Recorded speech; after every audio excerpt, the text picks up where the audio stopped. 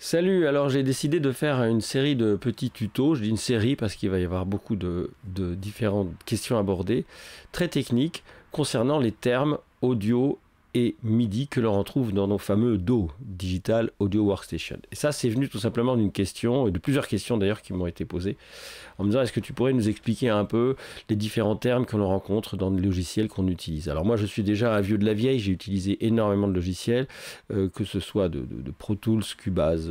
Et voilà, je me suis finalement rapatrié, si je puis dire, je me suis reconcentré sur Logic Pro parce que c'est là que je me suis retrouvé le plus. Et puis au bout d'un moment, il faut bien choisir un outil avec lequel on travaille.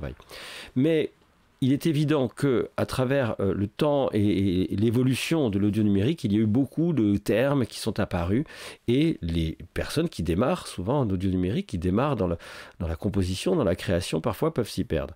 Et puis parfois aussi d'un logiciel à l'autre, eh bien, il y a parfois des noms, des termes qui changent alors qu'en fait les notions sont exactement les mêmes. La plupart des questions qu'on se pose concernant les termes audio et numérique, on peut les trouver assez facilement sur Internet. Une bonne recherche permettra d'obtenir des réponses intéressantes, effectivement.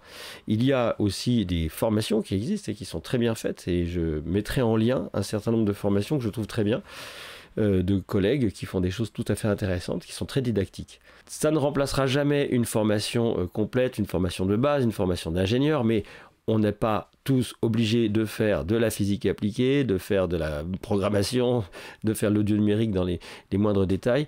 Il est seulement important de comprendre ce que veulent dire tous ces termes que l'on rencontre en audio et en MIDI pour pouvoir s'y retrouver plus facilement dans son logiciel.